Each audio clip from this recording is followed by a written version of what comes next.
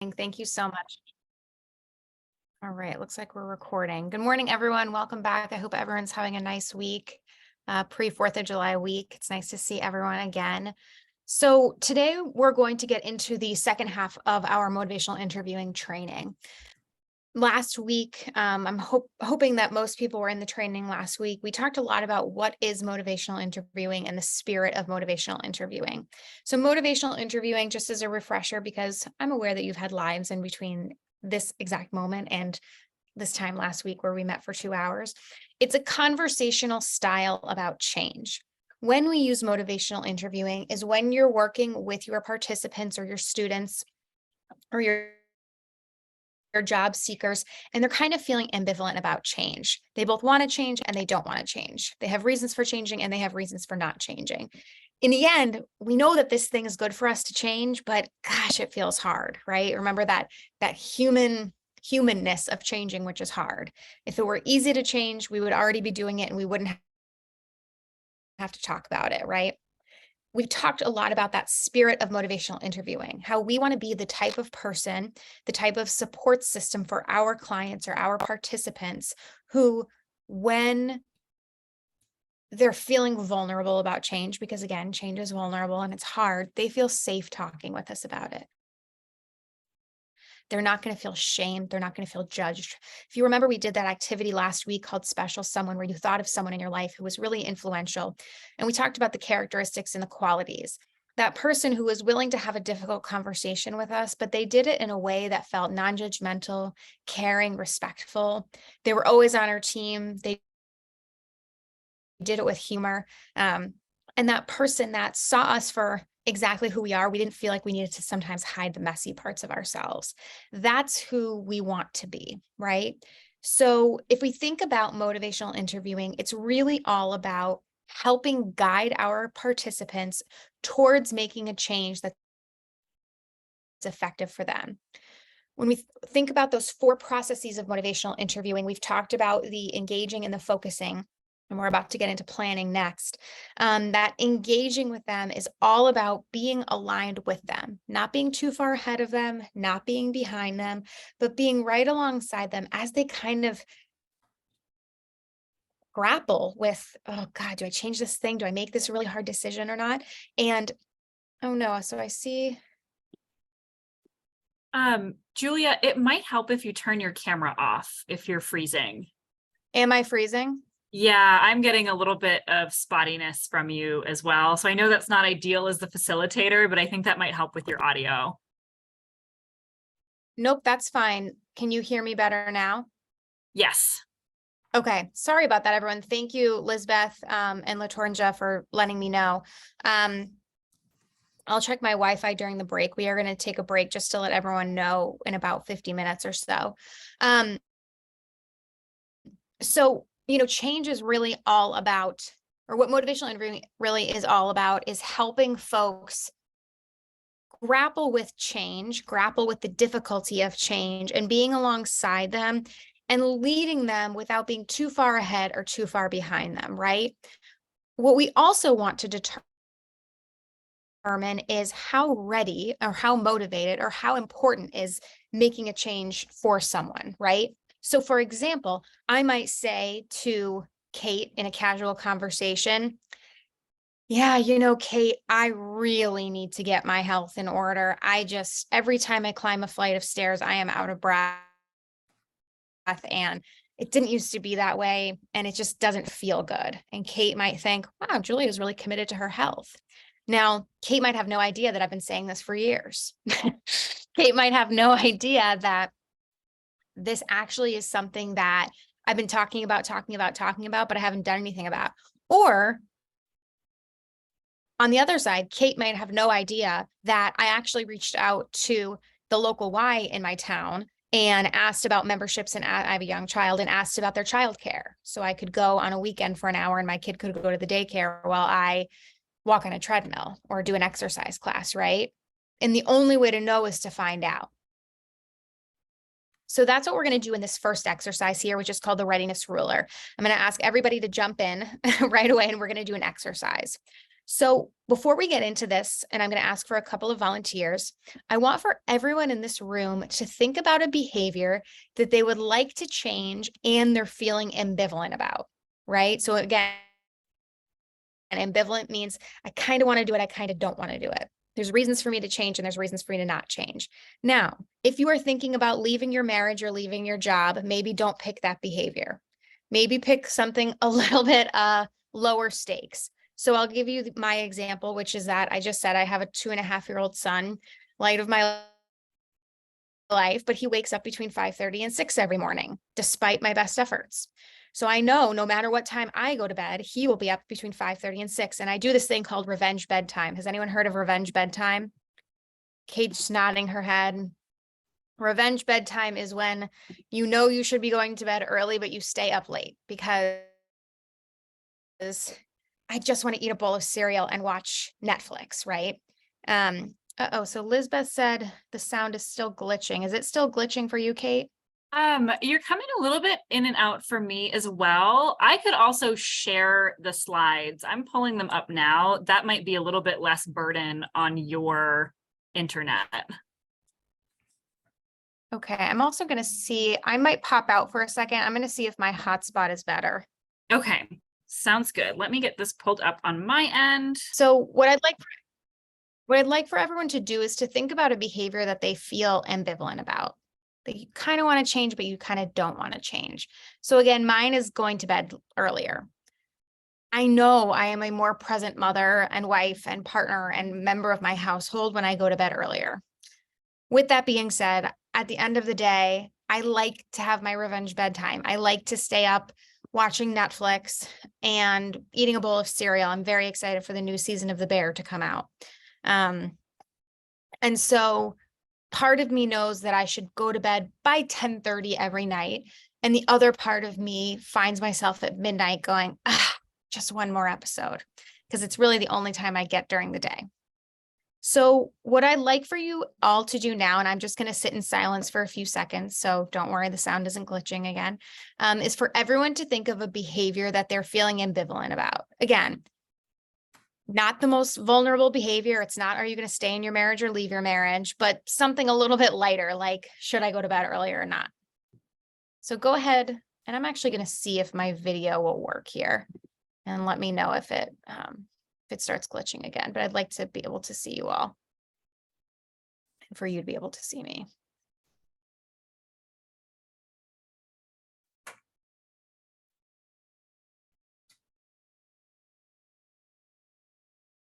And what I'm going to ask is, Sorry, I think we lost you for a minute. Did you give us further instruction when you were just speaking? No, I was just saying, just think of a behavior that you're feeling ambivalent about. And so what I'm going to ask now is for 2 volunteers, and you can use the hand raise function, or you can put into the chat that you're volunteering, that we're going to see this in action. We're going to practice using some motivational interviewing in action. So for my 2 volunteers, I'm going to ask that you be comfortable talking about this behavior. So that's why I said it shouldn't be the most vulnerable behavior in the world, because I'm going to ask for you to chat about it in the larger group. And if you wouldn't, is it possible to stop the recording while we do this exercise? Yes, absolutely. What did folks notice in this exercise about how I spoke with these brave individuals about their behavior change?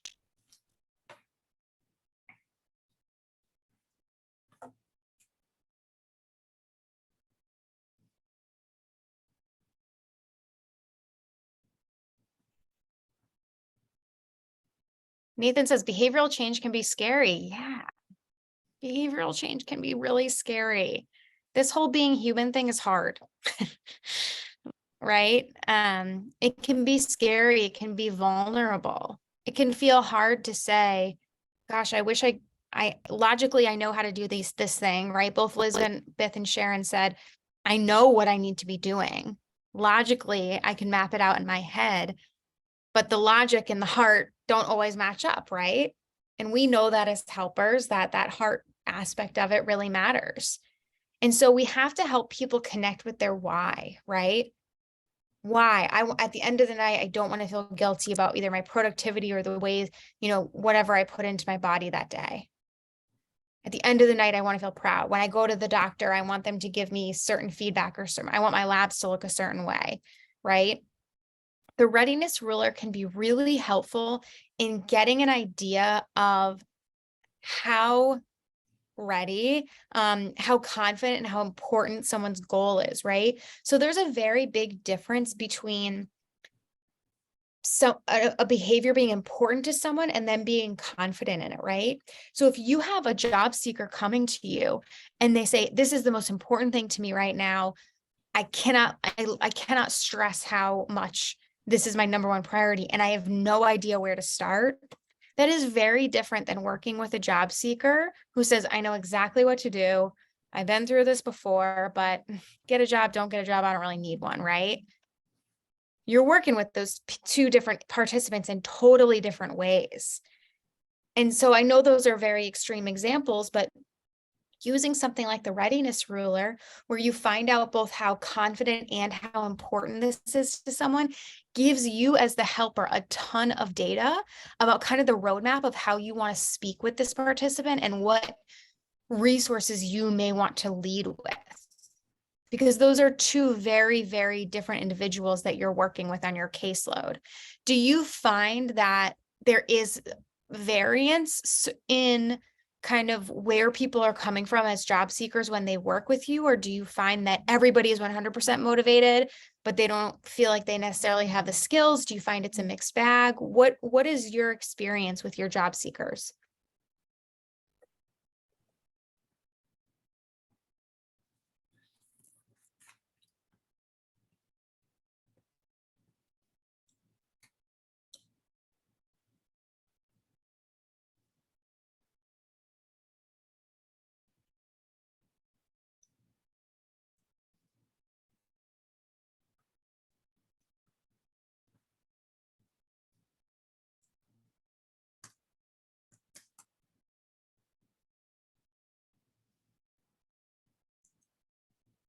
This is something I encourage you to just consider, right? That if we're not kind of checking in with where is this person at, we could be missing a lot of data that can help us connect with our participants and meet them where they're at rather than making our own assumptions. If you remember from last week, we talked a lot about noticing when we're making assumptions.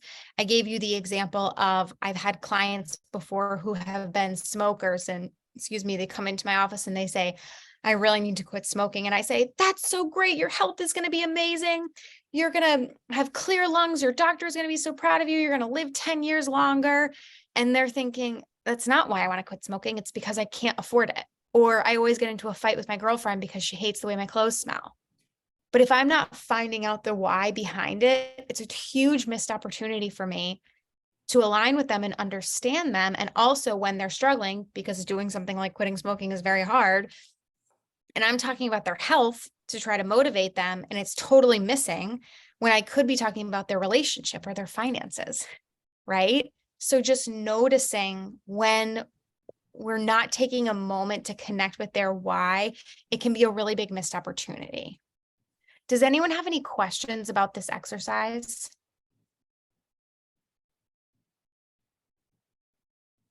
Okay, we'll move to the next slide if you could, Kate.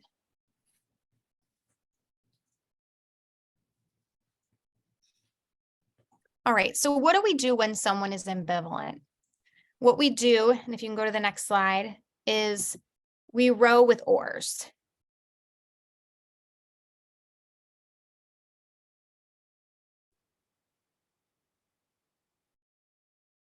And can we go to the next slide? Perfect. So ORS stands for open-ended questions, affirmations, reflections, and summaries. And we're going to go through all of these at once. And this is really kind of the meat and potatoes of the skills that we're going to be talking about today. If we can go to the next slide. So open-ended questions are exactly what they sound like. They really invite thoughtfulness, they're quality information, and they're really efficient and curious. This is our way to find out someone's why, to get really curious about why they are doing the difficult thing of going through your programming and going, taking these rigorous steps in order to change their lives. If we can go to the next slide. So open-ended questions start with which, when, can you, do you, or sorry, close-ended questions. Let me start that again. Start with which, when, can you, do you, or are you? Open-ended questions start with what, when, how, why, or tell me about. There's nothing wrong with close-ended questions. When I used to work in assessment, when we are trying to get very quick information, close-ended questions are fine. But when someone is ambivalent, when they're feeling two ways, when they both want to do something and they don't want to do something, open-ended questions are much more effective because it's like we're data mining.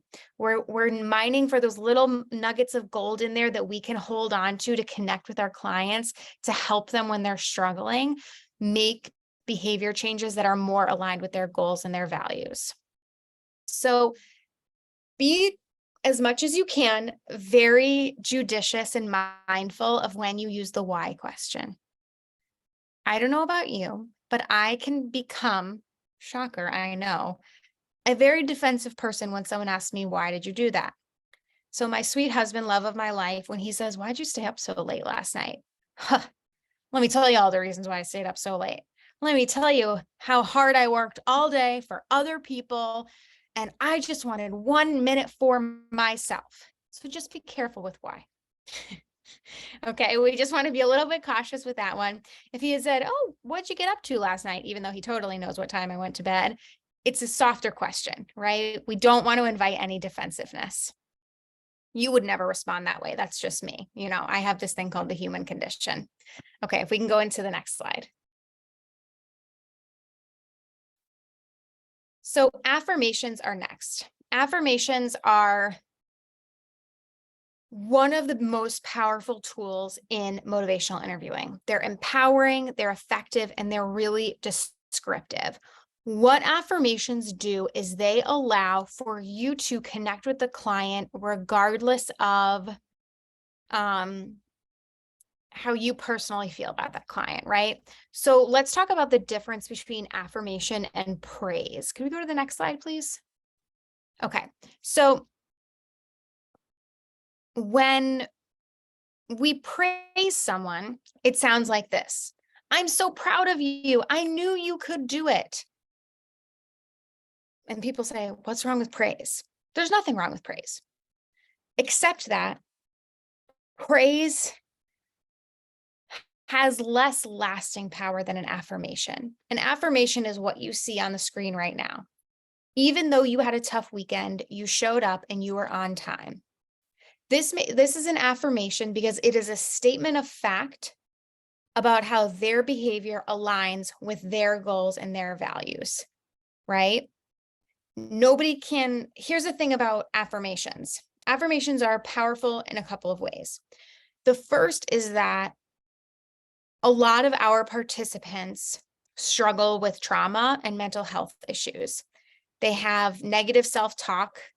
It's hard for them to believe good things about themselves, right? They've experienced a lot of things in their life. So if I were to be a cheerleader and say, oh my gosh, I'm so proud of you, you did it, and I praise them, their depression or anxiety or trauma brain could easily say to them, she has to say that. She's my therapist. She gets paid to say that. Versus, even though you had a tough time, or even though you had a tough weekend, you still showed up on time today.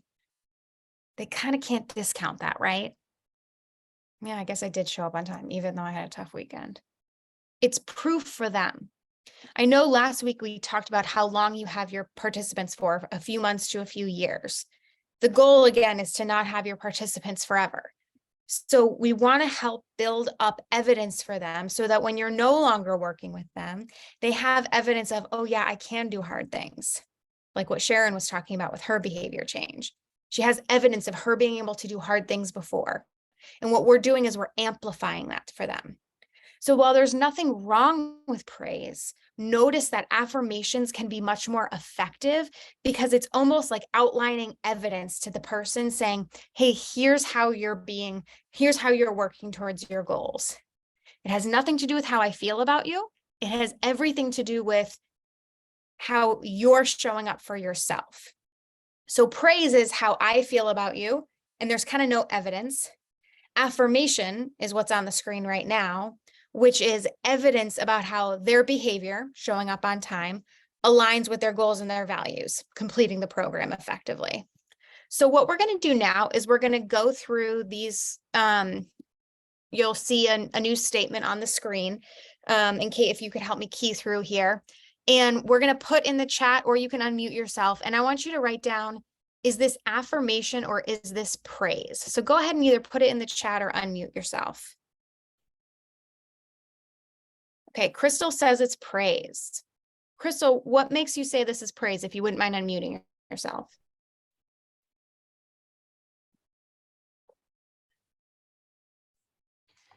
It doesn't point to any like specific behavior or like evidence. You got it. That's exactly right.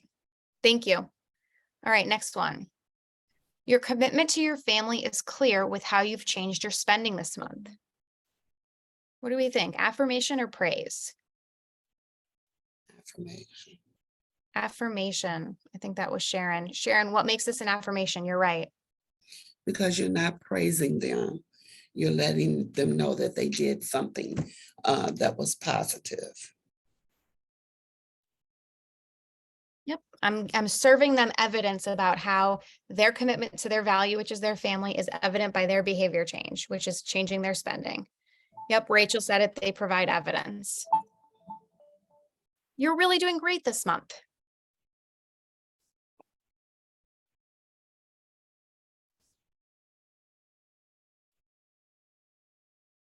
Rachel says this is praise. What makes this praise?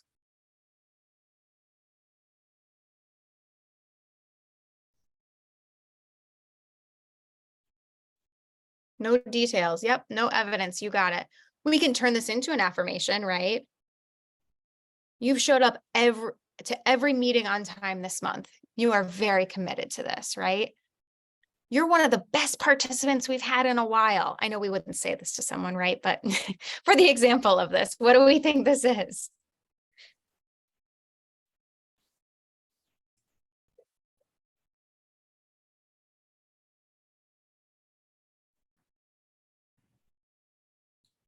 Yep, this is praise. Lisbeth got it. There's no evidence. We're just throwing it out there. It's very easy for the participant to back down and say, no, I'm not God. Julia's had too much coffee today. Could she chill out, please? It's clear you're committed to completing this program because of the work ethic you're showing.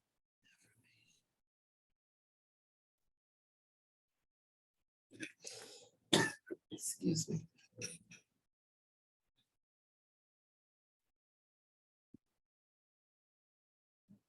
What do we think this is?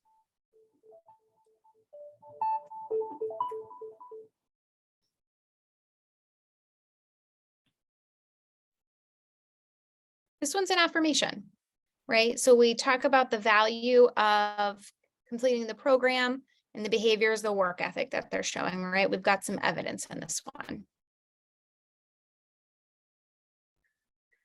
Took you 2 trains and a bus to get here and you're still on time.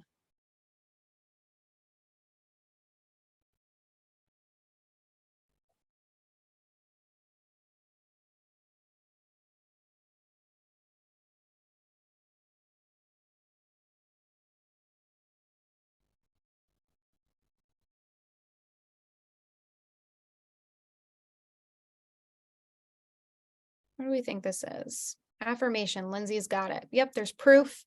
It has nothing to do with how I feel about them, right? That's another big thing here, is that there's no way for our participants to know how we feel about them or about their behavior. It's all about them, their actions, how it aligns with their goals.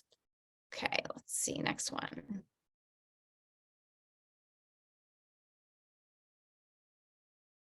Great job being on time today.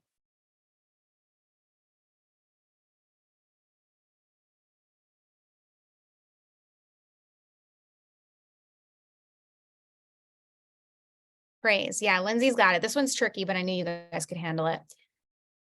This is close to being an affirmation.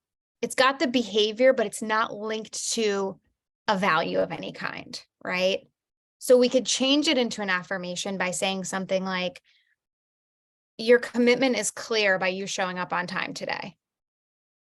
I can, I know you're taking this seriously because you showed up on time today, right? All right. I think you're clearly a very resourceful person. You were able to find the program and are committed to the process.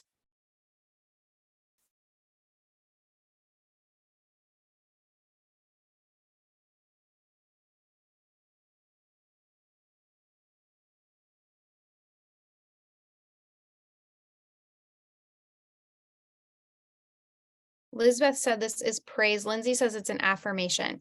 This is actually an affirmation, right? Because it's got that evidence of finding the program and being committed to the process, and has nothing to do with how I feel about them. I'm not saying great job or I'm so proud of you, right? But it's got that evidence of finding the program and being committed to the process. These are hard. It's going to get harder. I have bad news for you, but it's good. It's really good. Your ability to come to me with questions or concerns shows a lot of progress.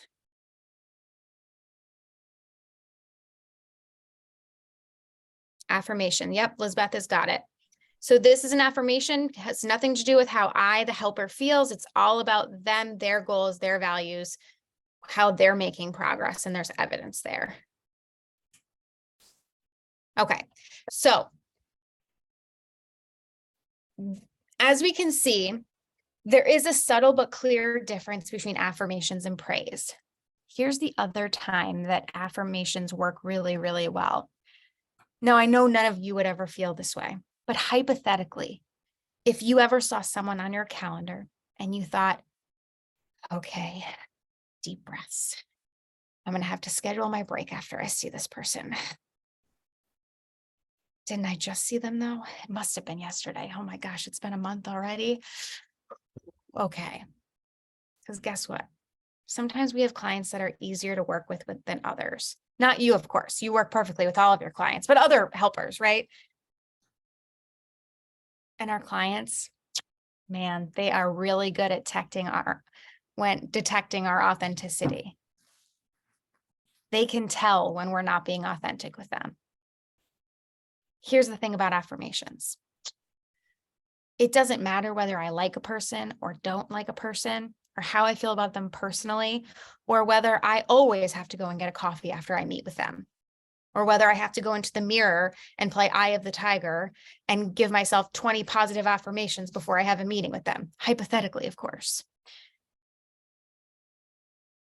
In affirmations, that doesn't matter, because it's all about their behaviors and how their behaviors align with their values. So we don't have to be inauthentic when we're giving an affirmation. How great is that? So what we're going to do now is you are going to see a set of pictures on the screen here. And I want us to practice noticing. Thanks, Kate. Yeah, we'll just start with this first picture. We're just going to practice noticing. We might have positive or negative feelings about that person that shows up on the screen, or neutral feelings, but that doesn't matter. What we're going to do is we're going to affirm them. It has nothing to do with how we feel about them, but create a statement about how their behaviors align with their goals. So the first person on the screen is Greta Thunberg. She's our climate change activist. What might be an affirmation that we could say about Greta?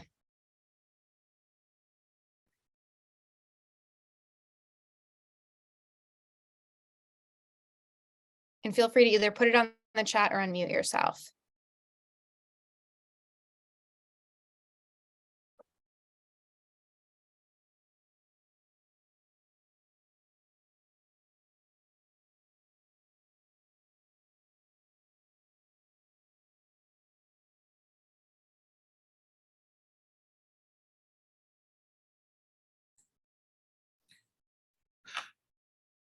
Julia, I'm not seeing any pictures on my screen. I see one that said. Yep, just this one picture of this person. So Greta Thunberg, she is a climate change activist. She, her kind of. I just had to move the other screen over. I see it Oh, now. good. Okay, yeah. Thank you. So Nathan said, I think she shocked the United Nations to say what she said. Very passionate for the cause for climate change. Okay, so Nathan, thank you for giving us that piece of data. How might we turn that into an affirmation? So her behavior of speaking to the United Nations shows her commitment to, and if we can just kind of put it all together.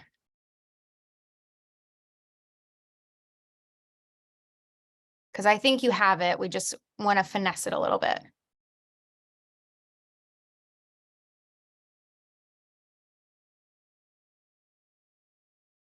Yeah, world cooperation. So Greta, the way that you spoke to the United Nations shows or demonstrates your commitment to world cooperation. Notice in that there's no way for you to tell whether I believe in climate change or don't believe in climate change, or whether I agree with Greta or I don't agree with Greta. It's all about her behaviors and how they align with her values. Does that make sense? So let's try another one. We have, if Kate, you could put the next picture up on the screen. Ellen DeGeneres. Whether you like Ellen, don't like Ellen, doesn't really matter. What might be an affirmation about how Ellen's behaviors align with Ellen's values?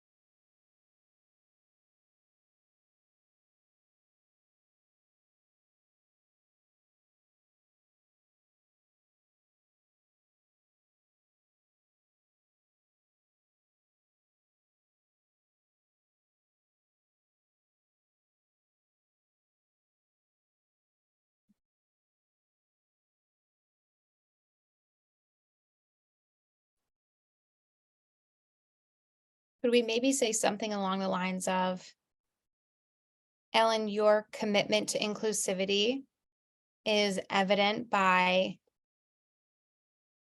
your being an advocate for LGBTQ individuals?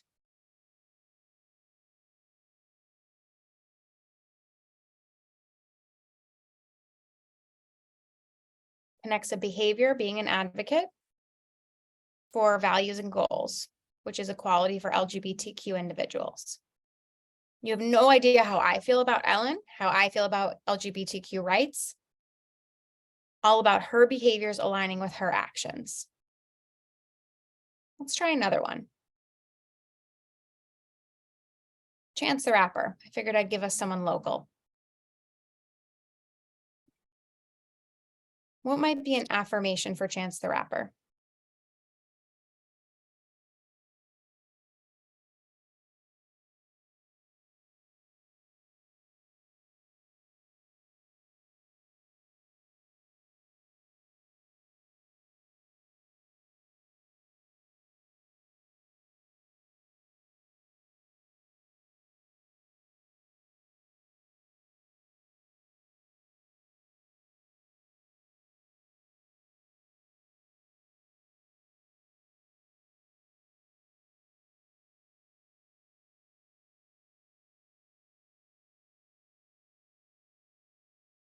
So Chance the Rapper has, okay. Your dedication to your religion is evident through the messages you portray in your music. Great. That's an excellent, excellent affirmation, Rachel. I have no idea whether Rachel likes Chance the Rapper's music, personality, whether she also has religious beliefs. No clue. It doesn't matter, right? It's all about how this was a perfect affirmation, Rachel, right? All about how Chance's values, right, are evident through his behaviors, which is creating his music. So that's great. Chance the Rapper also has organization called Social Works, where he provides funding for Chicago public schools too. But yes, his religious beliefs are also a part of that. Who's our next picture on the screen here? And I think this might be our last one. Oh, was there not one more on there? Oh, here we go. Colin Kaepernick. Colin Kaepernick is famous for taking a knee during the national anthem in NFL games. And because of that, a lot of people argue that's why he did not get re-signed into the league.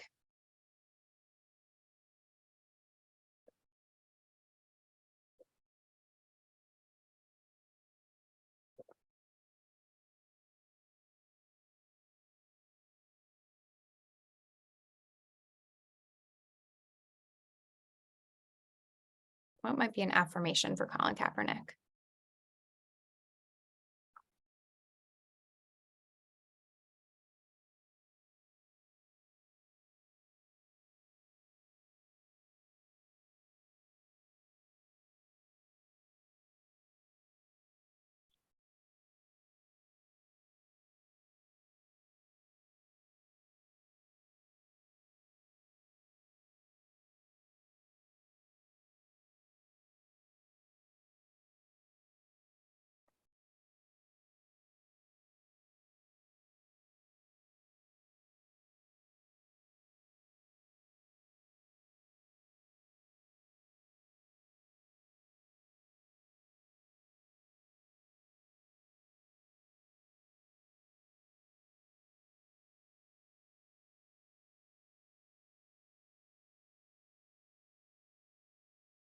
So an affirmation for Colin Kaepernick might be something along the lines of, your commitment to social justice is evidenced by your willingness to sacrifice or risk your job security for doing what you think is just. No idea how I feel about it. Doesn't matter. That's the thing about affirmations that I want from you, for you to really take away from this, is that affirmations can be this superpower that you can have and you can use when you are struggling with maybe how to connect with a client, or maybe you don't agree, or you don't always have the same values as a client, or you agree a little bit too much, right? Because if I'm talking to Colin Kaepernick, and I really respect Colin Kaepernick and I totally agree with him, but if all I'm talking about is how much I agree with him, I think he's totally right, and I think he's so great, it kind of becomes about me in that moment, right? And we certainly don't want that. We want it to be helping him fortify and connect with how his behaviors align with his values. So this is this is a tool that I encourage you to think about. Again, there's nothing wrong with praise. Praise feels good. There's nice, warm and fuzzies. The problem with praise can just be that it doesn't go as far, and people really respond with evidence. Okay. So just something for you to think about and to use with your clients. And this can be with your clients that you really, really like, but you're thinking, gosh, I'm just kind of liking them, right? I'm not really giving them evidence about how they're doing. They're doing really well towards their goals and behaviors, and that's not going to get them as far. Or maybe the clients that you have a hard time connecting with, right? So I think this is a good time for us to take a break. It's 10:53. Why don't we come back at the hour? We'll come back at 11 for the second half of our presentation today. Julia, Yes, this is Nathan. Do you have time for a quick question? I do. Okay, so you said that you agree with Colin Kaepernick. I don't Type into the chat any of those sustained talk statements that you hear. Any statements where it kind of gives you the feeling that they're saying, I can't do this.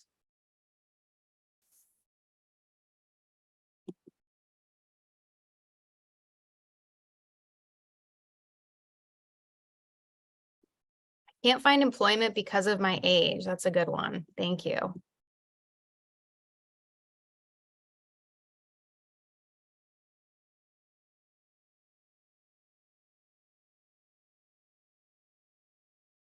They don't hire people with criminal backgrounds. Yep.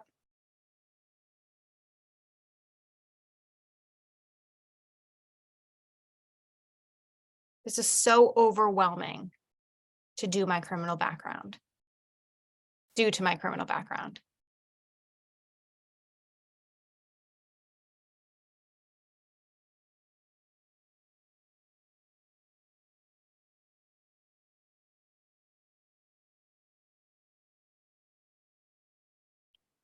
So I have a lot going on right now. Oh yeah, I hear that one all the time.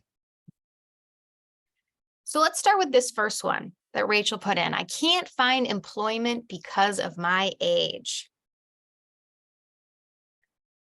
What's our first instinct when you hear that? As a helper, what do you want to do when you hear, I can't find employment because of my age? I'll tell you what I want to do. Of course you can. Let me give you all of the reasons why you can find employment. It's not too late. Let me tell you this story about this person who was 10 years older than you, and they got a job and they're doing great. And here's how much better their life is. And I'm doing this song and dance, and I'm totally ignoring how they're feeling and totally disconnecting myself from them. And I'm not meeting with them where they're at, and I lose them. With the best of intentions, I lose them because they're saying, I'm feeling scared, overwhelmed. I'm feeling too old. I'm feeling othered. And honestly, the reason that I want to argue with them is because of my discomfort. Ooh, that's not a good sign, right? An effective way to maybe respond to something like, I can't find employment because of my age, is a reflection. We could say something like, you're wondering if it's even possible for you to find fulfilling work at this age. Yeah, I've been to so many job interviews, and I feel like they look at me and all they see is, you've only got a few good working years left out of you. Why should I hire you when I could hire a 26-year-old? That sounds really overwhelming. It sounds like you go in there feeling like you haven't gotten the job before you've already interviewed. I'm not going to let them stay there for too long, but in order for me to move forward with someone and be their special someone, I first have to acknowledge, yeah, that feeling is real. Getting a job in your 50s, 60s, and 70s, there is age discrimination. They're scared. I'm not going to pretend like that doesn't exist. I'm not going to pretend like age discrimination doesn't exist. And I'm not going to pretend like they're not scared just because it makes me feel uncomfortable. Right? This is a really effective way to not get into a power struggle with your client or your participant. No, you're not too old. And the person is sitting there thinking, she doesn't even get me. She's not listening to me. She doesn't get me. She's just arguing with me. Versus, okay, this is really top of mind for you. You're really considering this. You are really worried about this. You are concerned. Let's talk about it. Same thing with criminal backgrounds, right? Employers do discriminate because of a criminal background, right? Or that is sometimes exclusionary criteria. That's a real thing in this country for a lot of people, right? No, come on, let me tell you about this person and how they found a job. Yeah, maybe eventually we'll talk about that other person with a criminal background who got a job. But first, you're wondering if it's even possible for you to find a job with a record. You care so much and you feel like your past is always creeping up on you. First, we align with that. Then we get into, here's how I can help you work through this. But reflections turn down the volume. They allow us to connect with them from an emotional sense. And they really help our participants feel seen and heard. What questions do you have about reflections?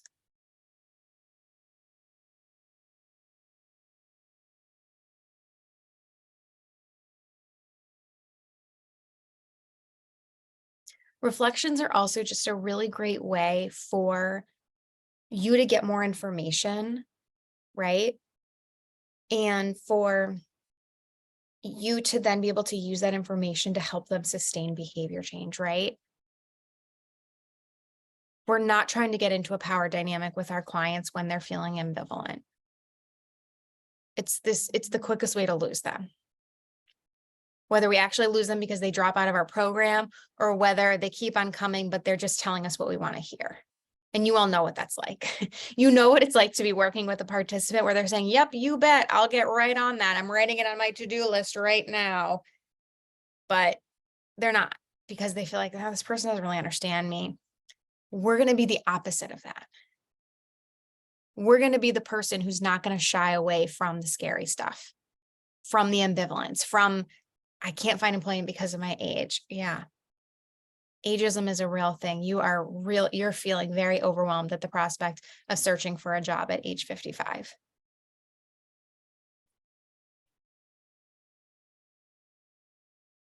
And once they know we can sit with their emotion, we can tolerate their emotion, that is gold for us to be able to work with them.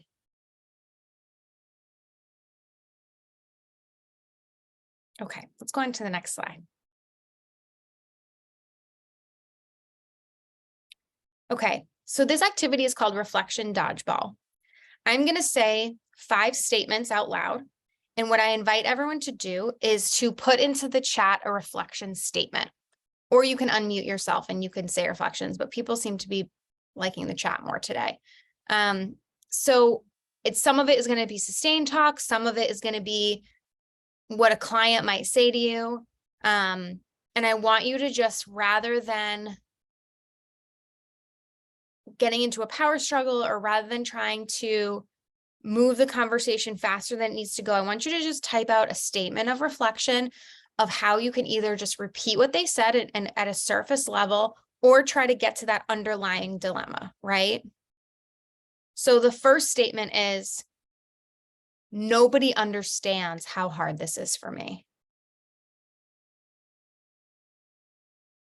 So what might be a reflection statement that you might say? Nobody understands how hard this is for me.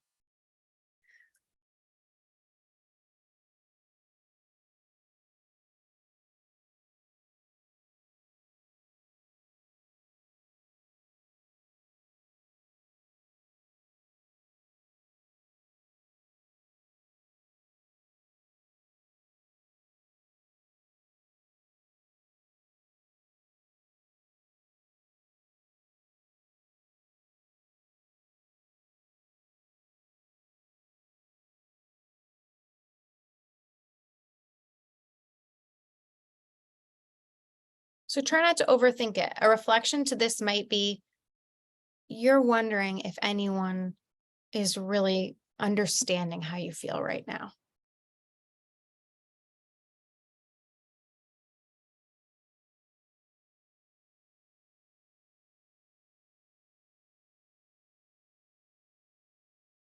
So Lizbeth, that is perfect, except we want to just take out that question mark there because we don't want it to be a question.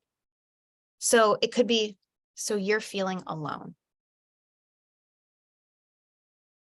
So that's perfect, except we don't want it to have that upturn of the voice. So you're feeling alone, question mark. You want it to be, so you're feeling alone.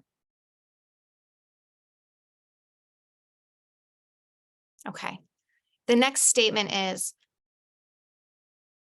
I feel like I'm going to get a job any day now. I can just feel it.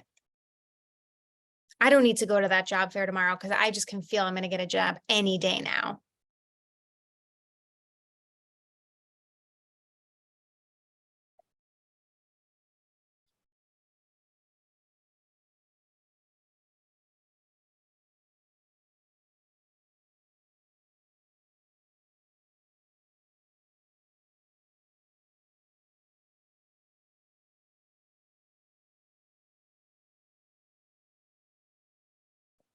Yeah, so Elizabeth put, it sounds like you're very confident in getting a job. Sounds like you're being optimistic about your job search. Perfect. You guys are getting it. The next one is, I'm over this. I'm out of here. So Nathan, I love how much you want to help your job searchers. You're saying, yes, I know you're so optimistic about getting a job, but it would be prudent to go to the job fair. And while you are right, first we want to reflect back to how they're feeling, right? You're feeling really confident. I'm so glad you're feeling confident. And I wonder if that backup option could be to go to the job fair, right? So again, it's first acknowledging how they're feeling with a reflection, and then if they're open to advice, right? Motivational interviewing is all about giving advice with permission, right? So I love how committed you are to helping your job seekers. And first, we want to just align with their emotion so that when you're giving your advice, they're really open and receptive to it. So this will be the last reflection statement that we'll do is, I'm over this. I'm out of here.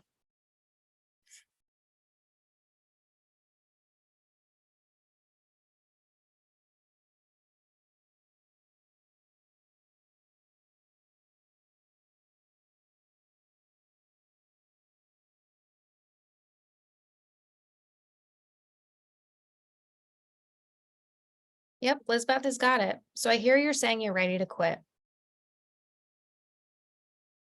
Well, no, I'm not ready to quit. I just have to leave today. I just need to catch my breath. Rachel, I love this. You're going into a deeper emotion. You're feeling really hopeless. It's a beautiful, beautiful reflection. Guys, these are great. Notice how reflection, something that I love about reflections is it's not forcing us to go into this song and dance mode of convincing them, right? We're aligning with their emotion. We're acknowledging where they're at. It doesn't mean we're going to say, yeah, you should quit, or you're right, you shouldn't go to that job fair. We're not doing that. First, we're aligning with their emotions. We're going to be their trusted someone. We're going to reflect back what they're feeling to them so that they can either clarify or correct us, right? There's an opportunity. You're feeling hopeless. That could be right. It could be wrong. No, I'm not feeling hopeless. I'm feeling mad. Okay, that's good for us to know. Right? My guess, Rachel, is that you would be correct, but it gives them a chance to correct us. It gives them a chance to clarify, right? So what I really like about this is it allows for just a pause, a beat, which is usually what our participants need, is to just have a little bit of space to breathe, especially when they're feeling activated and we're not going to fight with them. We're not arguing with them. It totally diffuses the tension. So this is a really effective way to A, get more information, and B, respond to any sort of sustained talk. All right, let's go to the next slide.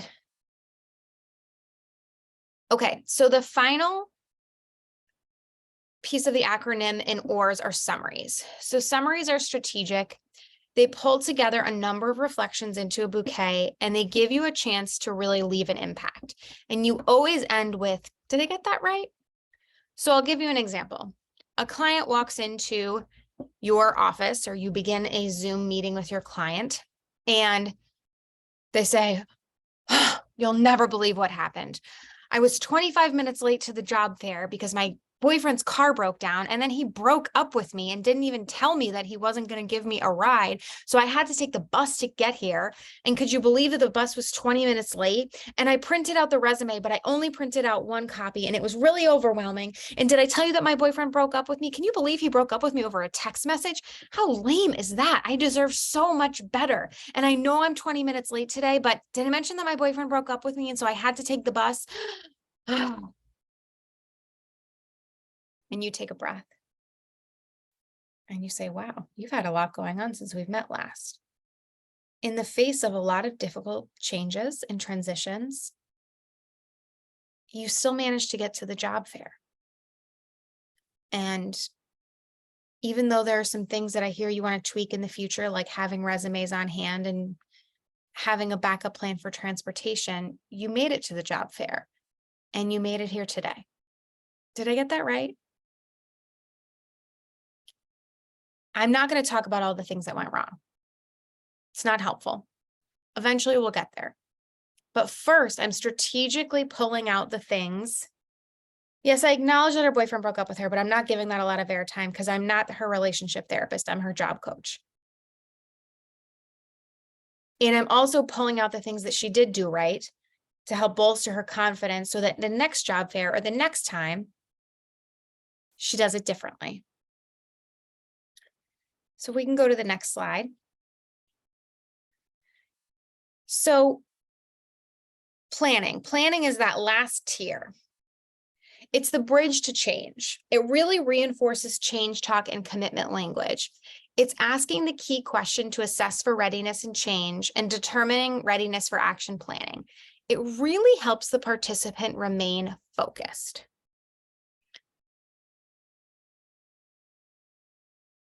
So when we talk about reinforcing change talk and commitment language, it's remember, change talk is that darn cat. So that desire, ability, reasons, need, commitment, activation, and taking steps, right? So whenever you hear a participant saying, I just need to find a job, tell me more about that, right? Any commitment language, we really want to reinforce that. The goal in motivational interviewing is not to get into a power struggle with your clients. It's not to fight with them. It's not to argue with them. It's when you hear those positive statements towards change, I want you to think of it like it's an alarm bell going off in your head. So again, it's asking that key readiness to assess for change, how important it is to you, how confident you are in your ability to make this change, right? What have you already tried?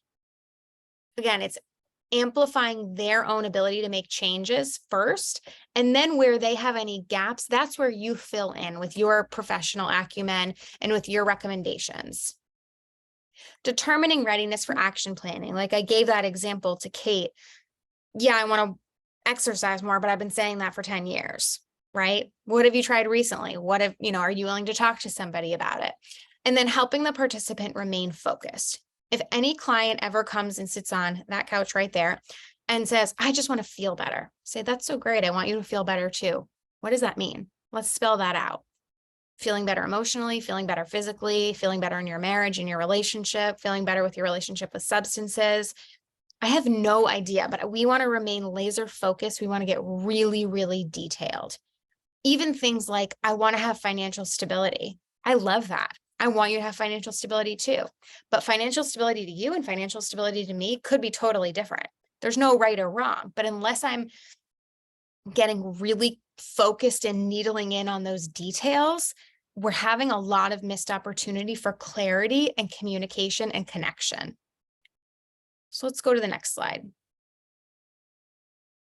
Okay, here is the number one opportunity or number one mistake in MI is the missed opportunity. So the participant says, I want to fill out that job application, desire, alarm bells go off in your head, but I don't have time. Okay, here's some sustained talk in there. And the staff says, why can't you make time for it? That's a huge missed opportunity, right? Because what are we doing? We're inviting the participant to list out all of the reasons why they cannot do something. Okay, let's see what a good MI response is. I want to fill out that job application, but I don't have time. Even though you're busy, you have a strong desire to find work. We're acknowledging the sustained talk first, but it ends with change talk talking about their desire. Do you see how just with this little tweak right here, it totally changes the trajectory of the conversation? With the missed opportunity on top, what we're saying is, hey, give me all the reasons why you can't do this, why you can't find work, why you don't have time to fill out that application. With the good MI response on the bottom, it's leading the participant to talk about their strong desire to find work and all the reasons why they should be looking for work, even though they're busy. We're acknowledging it, but then it's moving on to the desire. It's little things like this that you can do that make a huge difference in terms of motivational interviewing.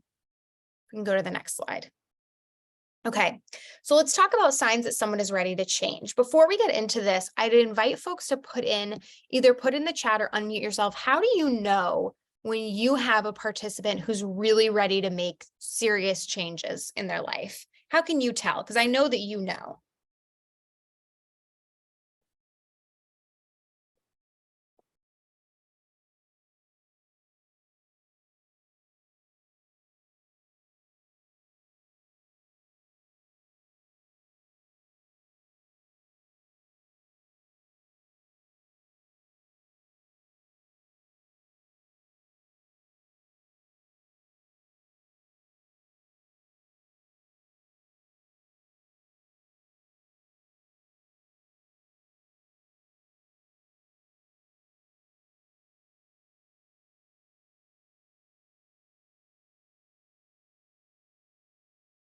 Okay, Latron just says they're on point with making appointments and submitting documents. Yeah. That can be that tedious stuff that's really difficult. I know for me, that's Submitting documents is something that I am a huge procrastinator on. So that's how you really know someone's motivated. Lisbeth says, when they state they're tired of dead ends and they're taking steps to move forward. Okay, Lisbeth. So I love how you put they're tired of making dead ends. They're tired. The pain of staying the same is worse than the pain of changing, right? They're taking steps, right? What about for others? How do you know when someone is really ready for change in your line of work with your participants?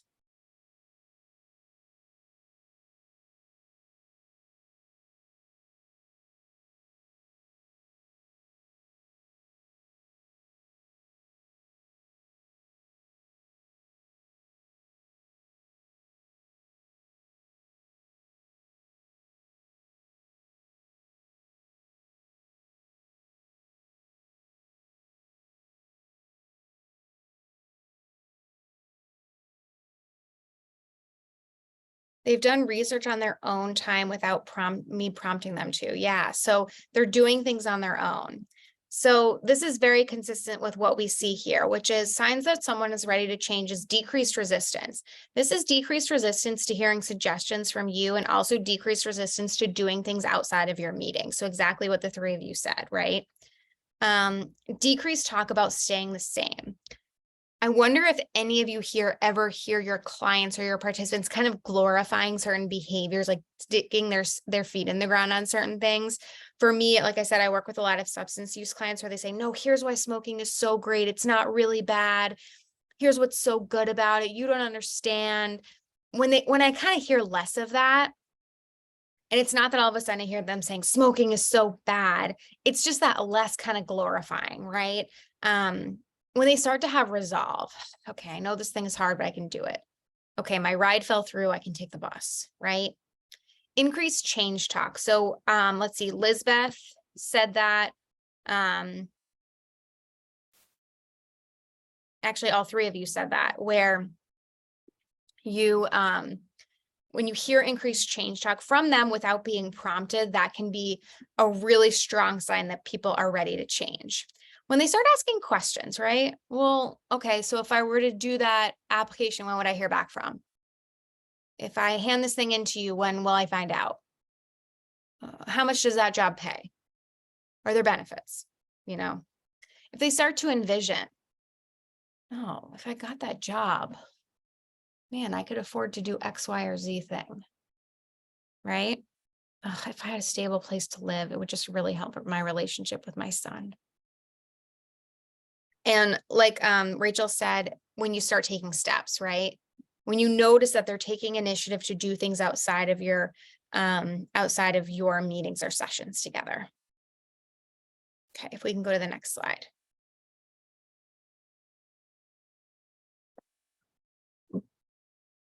Okay. This is just a helpful slide that I like that kind of talks about just a lot of the bullet points of motivational interviewing. So it's about providing feedback with permission. With permission is a big thing here. Almost always your clients will say yes. If you say, hey, would you mind if I shared with you how another participant was successful when they were in this position? Versus, let me tell you what you need to do here. You're giving the same information, but the delivery of the way that you're doing it really, really matters. It emphasizes patient choice and responsibility. It's their choice. You can give all of the feedback you want, but at the end of the day, it's their choice of whether they're going to take that feedback, and it's their responsibility to do the work. We offer advice without judging. Change is hard. We're not going to judge you for the fact that it's hard. We are going to acknowledge that change is difficult and painful at times, right? Ambivalence is normal and human. And we talk about discussing a menu of options for taking action, right? Hey, could I tell you about a few things that have been helpful for other people who have a criminal background of how they've successfully found work? We normalize ambivalence by talking about by using an empathetic style. So we're not going to pretend like having a criminal background isn't difficult. We're not going to pretend like change is easy. We're not going to pretend like there aren't serious, real barriers to change. If there weren't any barriers, they would be already doing the change and we wouldn't have to talk about it. So we empathize. You're feeling really overwhelmed at the prospect of finding a job with a criminal record at the age of 60. Sometimes it might feel just easier to give up. Would you mind if I talk to you about some ways in which other people in your situation have really succeeded? It's possible, right? And then we promote self-efficacy by identifying their own strengths and their accomplishments. These are those affirmations about how their behaviors align with their goals and their values. And if we can go to the next slide. So, asking the key question. If there's anything that you take away from today's training, it's really about getting curious and noticing when you're making assumptions. Noticing when you have worked with 300 people already in your career, and you're thinking, I know this guy. I know exactly what he wants. I know what he doesn't want. I know what he's going to say. That's a really good indicator that you might be feeling some burnout versus getting really curious about this individual and what their goals and values are and what they're hoping to get out of this, right? Get really curious about their why. I promise you, if you get curious about their why, they will feel seen and heard. Ask for insights. What have you done in the past that's worked really well for you? Do you have any ideas of how you might work on this barrier? Guess what? Our clients are really smart. They have ideas. And maybe it's been a long time since someone asked them about their own ideas. We're going to put a stop to that. Our clients are the experts of their life. What our job is to do is to help them get to their goals in a more effective, less punishing way. One way to do that is to ask for their own insights first before we give ours. Wonder aloud. I wonder what would happen if you got this job. I wonder what would happen if you had stable housing. I wonder how your relationships might change. I wonder how you might feel if 6 months from now you've been saving $20 a week. We really want to affirm progress, not perfection. And it doesn't matter what our goals or our values are. It's all about how affirming their behaviors with their goals and values. And that equals progress, right? We want to reframe imperfection. Imperfection or relapse is data. Whenever I have a client that relapses, we could go into shaming or blaming, but I promise you that doesn't work. All of the research shows that shame and blame actually decreases a person's ability and resolve to change behavior versus increasing it. We know it. The data shows it. The research shows it. So what I say to them is, okay, so you relapsed this weekend. What did we learn? Look, they already feel bad enough. They already feel bad enough that they didn't get the paperwork in. They already feel bad enough that they're in this position in the first place. That's not our job. We're not in the business of making people feel bad. I know you're not. So what do? We reframe imperfections. We say, okay, this weekend didn't go how you planned. Or it didn't go how you planned to get these documents in on time. What might you do differently? What ideas do you have? How can I support you in this moment to make a plan so that next week goes differently? What are you already doing differently? Usually it's at least one thing. We always ask them for their plan first post-lapse before we jump in with our life raft, right? With that being said, we always want to ask for their ideas. It's really, really important that we're always asking them first for their ideas before we put in our ideas next. Okay, we can go to the next slide. Okay, so we're ending a little bit early today, but what I wanted to do was just provide a moment. I know Nathan had a question earlier, and I'm wondering if anyone else has any questions. Either feel free to unmute yourself or to throw it in the chat if you have any questions. This is my email address below.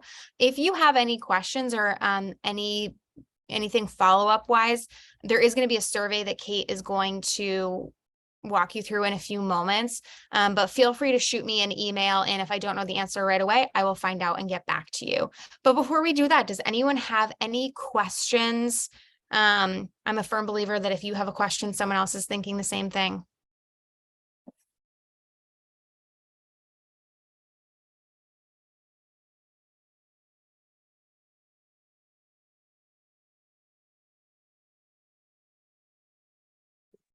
slide will be provided, but are there any like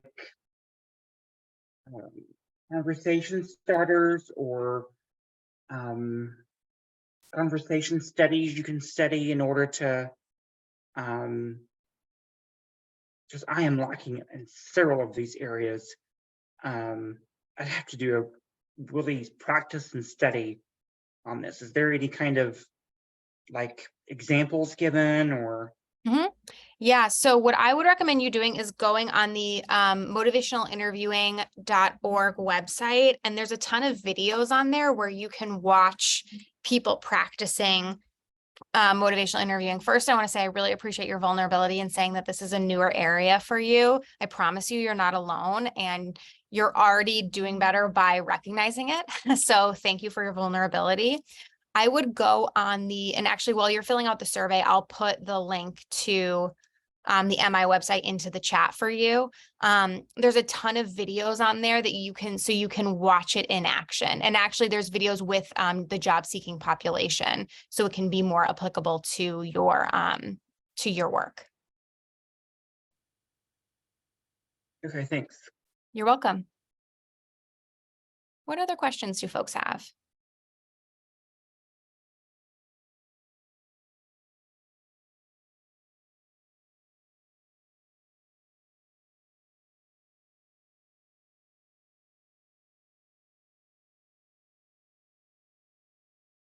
All right, well, I'm going to turn it over to Kate now, who's going to lead you through. I saw that she put the survey link in the chat. And while she is doing that, I will go find that resources folder and some videos to also put into the chat for you. Fantastic. Thank you, Julia. So y'all can see Melina put a link in the chat. This SurveyMonkey link is for you guys to give us some feedback on this training. We hope that this was really helpful. We hope that folks got a lot out of it. And we do really take the feedback that we get in these surveys quite seriously. So this should only take you less than 5 minutes to complete. So folks can go ahead and open up that link that Melina put in the chat and take a moment to complete that survey. We would really appreciate your feedback. And just, I want to say thank you so much to this group for your engagement and your participation over the last 2 sessions. And I hope to see you again at future CJC trainings. Kirsten, do you have any additional announcements? No, I don't believe so. I think everything's been covered. Fantastic. So once you guys finish that survey, if you don't have any other questions, you can go ahead and log off. Thank you all so much. I hope you have a great rest of your day, and we'll stay on for a couple of minutes in case anybody wants to chat with any of us in a small group or individually.